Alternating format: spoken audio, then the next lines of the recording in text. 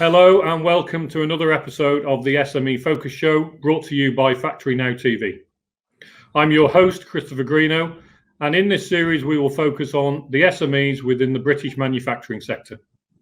Every week we will be meeting manufacturers to discuss and analyse the opportunities and challenges for industry in these unprecedented times. I have worked in the sector for over 26 years and I am CCO at SDE Technology, one of the leading manufacturers of pressings and assemblies in the UK. As you can hopefully appreciate, this show is very much for manufacturers by manufacturers. My guest today is Neil Clifton, Managing Director of Cube Precision. Hi Neil, how are you? Good morning, very well, thanks. Good to see you. So Neil, tell us about Cube Precision and exactly what it is you do.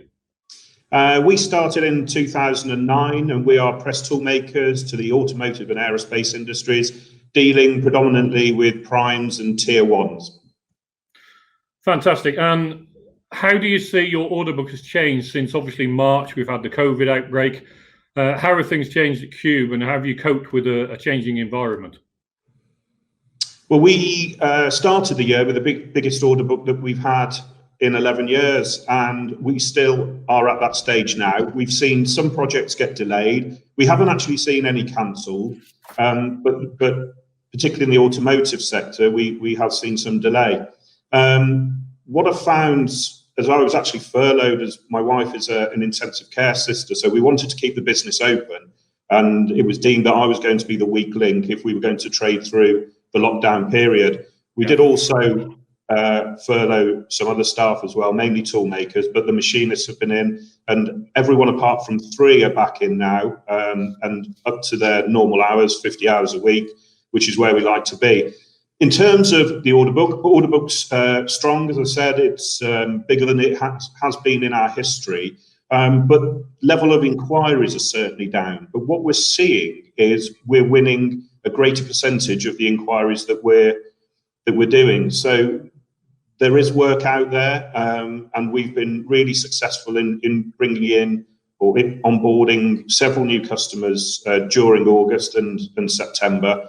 And some of those are certainly from people that we haven't dealt with before. They're finding that their European tool makers and their tool makers over in China aren't prepared to travel to come and commission tools.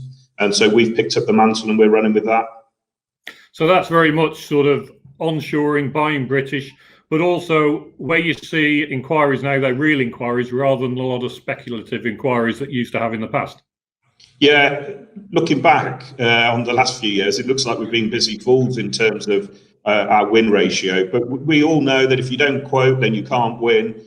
But where initially we thought the lower volume of inquiries was something to worry about, actually we've got more time to plan the business now because we're winning a greater percentage of them. They are good, solid inquiries. And you mentioned the furlough scheme that was put in place by this government to protect jobs. Do you think it's actually protected as many jobs as they thought it would? And what more could the government have done to protect and support SMEs?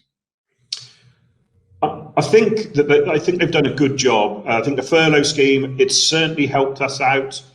We have had a couple of redundancies that probably wouldn't have happened because of COVID, but that seems to be a similar pattern for everyone that I talk to. I think the real test of the success will be over the next year. The end of October is obviously an important date, and we will see what happens with the jobs market then. But I know where we are, and our order book means that we're in a good position moving forward. There's no more redundancies that we're looking at. We're looking to fill a couple of roles at the moment. But I do think it's going to be a tough market jobs-wise for a lot of skilled people out there. Absolutely, and obviously they put in the Kickstarter, they're looking at more apprentices. So are you thinking of taking on more young people within your business, or is it experienced tool makers you're looking for? Well, both. Initially, it's going to be experienced tool makers because we're winning a lot of accuracy up work, as we call it, which is immediate skills that we need. But before lockdown, we were looking at bringing in 2 apprentices to work on the quality side. And I think once we've got over probably the end of this year, and let's see where we're going with Brexit, then we'll have a bit more confidence to to bring in some apprentices. And really for us, the reason why we're making the delay in bringing them in now is because we want to be able to give them the time and support that they need. We don't want to put pressure on them to start performing and having to hit the ground running, as it were. We know with our experience that isn't the way that apprenticeships work. So we need to make sure that we've got time in our management team and with the skills of the guys on the shop floor to help support them when we do bring those apprentices in. Now, I'm glad you mentioned Brexit. That saves me mentioning it. So as we run up to the end of this year, we've got Brexit looming, obviously. How do you see the manufacturing environment changing next year, and how is Cube positioning itself for 2021? Well, there is the big question, isn't it? It is. A lot of, we don't export a great deal, although I was on a call this morning with a European car maker, an OEM, who is intimating that a lot of the work over the next 2 years that was going to go to China is going to be sourced around the around Europe and the UK. So there's opportunities for us there. But our experience tells us that working in Europe for a business of our size really needs someone on the ground in Europe to help deal with those customers.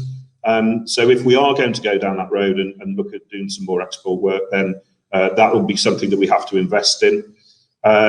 In terms of what we buy from Europe, a lot of our steel comes from Europe, but that's through UK distributors. But we deal directly. We get all of our castings done in Bilbao at Fumbari, and they're the biggest import that we have. Otherwise, 79% of everything that we buy is from within 40 miles of our factory. Which is good. I mean, that real buy British, I think there's going to be a pushback against China. So that buying British, trying to create wealth in this country, create more manufacturing jobs, is something that obviously the FactoryNOW team applaud. Now, you work in lots of sectors within Cube Precision. Are there sectors which have been more affected by the sort of COVID restrictions and the pushback on business? So you work in aerospace, automotive. Which sectors are growing and which sectors are sort of struggling at the minute mostly? Well, despite a lot of aerospace suppliers telling you that obviously not a lot of planes are being built and so volumes are down, because we're working on future engines, we've actually seen a growth in revenue in the last 2 quarters, year on year, and we're talking about 50% growth, so decent, sustainable growth. We're still picking up work in the automotive industry, but with Land Rover delaying the launch of some of their vehicles, that does have an effect. But we're not reliant on any one customer or any one industry. We have plenty that we work with, and so there's always something for us to go to market with and ask what work they have. And was that a conscious decision to try and look at multiple sectors and not be reliant on one sector, or is that just the way things have come for Cube Precision? Well, when we started the business, we had our ideal was that we'd have a split of aerospace and automotive, and the nature of the size of the projects in automotive compared to aerospace and the volume and the cost of the tooling is a great deal higher in automotive. So by number of jobs, we're split about 40%, with 20% in various other industries. We do furniture for mega yachts, and we make casings for tractors and all kinds of different things. So the machinery and the equipment that we have is all large stuff. So that naturally fits us into big automotive tooling, but because it's of that size, we can also do smaller aerospace tools as well. So you're very much a sort of a first tier status. Was that also a conscious decision not to be further down the pecking order, to actually work with the OEMs direct on projects? Yeah, to service kind of overheads we have and the size of equipment and the investment in machinery that we need to make to keep us ahead of the pack. Anything, apart from the odd exception, everything that we do is tier.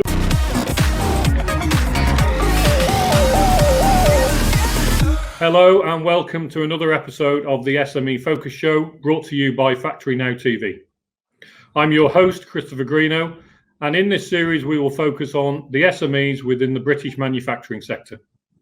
Every week we will be meeting manufacturers to discuss and analyse the opportunities and challenges for industry in these unprecedented times. I have worked in the sector for over 26 years and I am CCO at SDE Technology, one of the leading manufacturers of pressings and assemblies in the UK. As you can hopefully appreciate, this show is very much for manufacturers by manufacturers. My guest today is Neil Clifton, Managing Director of Cube Presicision. Hi Neil, how are you? Good morning, very well, thanks. Good to see you. So Neil, tell us about Cube Presicision and exactly what it is you do. We started in 2009 and we are press tool makers to the automotive and aerospace industries, dealing predominantly with primes and tier ones. Fantastic. And how do you see your order book has changed since obviously March, we've had the COVID outbreak. How have things changed at Cube and how have you coped with a changing environment? Well, we started the year with the biggest order book that we've had in 11 years, and we still are at that stage now. We've seen some projects get delayed. We haven't actually seen any cancelled, but particularly in the automotive sector, we have seen some delay. What I found, as I was actually furloughed, as my wife is an intensive care sister, so we wanted to keep the business open, and it was deemed that I was going to be the weak link if we were going to trade through the lockdown period. We did also furlough some other staff as well, mainly tool makers, but the machinists have been in, and everyone apart from 3 are back in now, and up to their normal hours, 50 hours a week, which is where we like to be. In terms of the order book's strong, as I said, it's bigger than it has been in our history, but level of inquiries are certainly down. But what we're seeing is we're winning a greater percentage of the inquiries that we're doing. So there is work out there, and we've been really successful in bringing in or onboarding several new customers during August and September. And some of those are certainly from people that we haven't dealt with before. They're finding that their European tool makers and their tool makers over in China aren't prepared to travel to come and commission tools. And so we've picked up the mantle and we're running with that. So that's very much sort of onshoring, buying British, but also where you see inquiries now, they're real inquiries rather than a lot of speculative inquiries that you used to have in the past. Yeah, looking back on the last few years, it looks like we've been busy fools in terms of our win ratio. But we all know that if you don't quote, then you can't win. But where initially we thought the lower volume of inquiries was something to worry about, actually we've got more time to plan the business now because we're winning a greater percentage of them. They are good, solid inquiries. And you mentioned the furlough scheme that was put in place by this government to protect jobs. Do you think it's actually protected as many jobs as they thought it would? And what more could the government have done to protect and support SMEs? I think they've done a good job. I think the furlough scheme, it's certainly helped us out. We have had a couple of redundancies that probably wouldn't have happened because of COVID, but that seems to be a similar pattern for everyone that I talk to. I think the real test of the success will be over the next year. The end of October is obviously an important date, and we will see what happens with the jobs market then. But I know where we are, and our order book means that we're in a good position moving forward. There's no more redundancies that we're looking at, and we're looking to fill a couple of roles at the moment. But I do think it's going to be a tough market jobs-wise for a lot of skilled people out there. Absolutely, and obviously they put in the Kickstarter, they're looking at more apprentices. So are you thinking of taking on more young people within your business, or is it experienced tool makers you're looking for? Well, both. Initially, it's going to be experienced tool makers because we're winning a lot of accuracy up work, as we call it, which is immediate skills that we need. But before lockdown, we were looking at bringing in 2 apprentices to work on the quality side. And I think once we've got over probably the end of this year, and let's see where we're going with Brexit, then we'll have a bit more confidence to to bring in some apprentices. And really for us, the reason why we're making the delay in bringing them in now is because we want to be able to give them the